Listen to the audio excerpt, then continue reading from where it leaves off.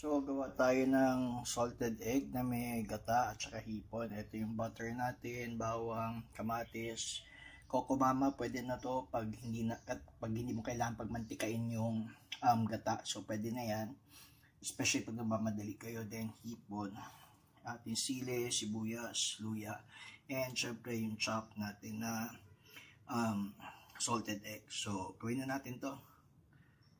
So, pag mainit na mantika natin, lagyan na natin ating sibuyas, luya at sili. Huwag natin, medium heat lang. At ayaw natin masunog yan, papait.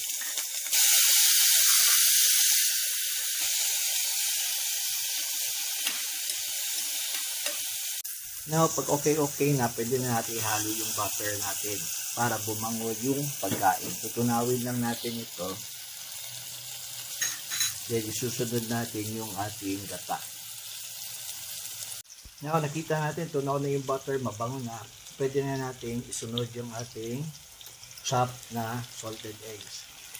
Pwede nyo ito lagyan ng pampalasa, like seasoning, bechin, ano pa ba. Huwag nyo nang dadagdagan ng asin kasi maalat na itong salted eggs. So, yun na yung nagdadala ng, ng alat niya.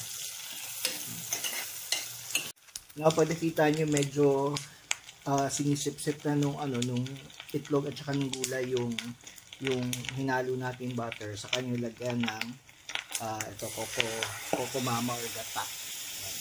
Konti lang. Then lulutuin natin, painitin natin dito. Yung iba hinahaluan to ng gulay. Actually masarap kung may gulay pero ako hindi ko na hinahaluan. Now, so sa tingin nyo medyo okay na at medyo malapot-lapot na, pwede na natin ihalo yung hipon natin o yung sugpo natin. So lulutuin na natin ito sandali, lutuin na ito, then pwede na natin i-serve. Kailangan na natin ipa-orange yung ating tawag dito, itong sugpo natin. So ayan na, luto na ating hipon or sugpo na merong salted eggs. Try nyo ito, masarap to para maiba naman yung mga umagaan ninyo. So, yun lang. Good morning.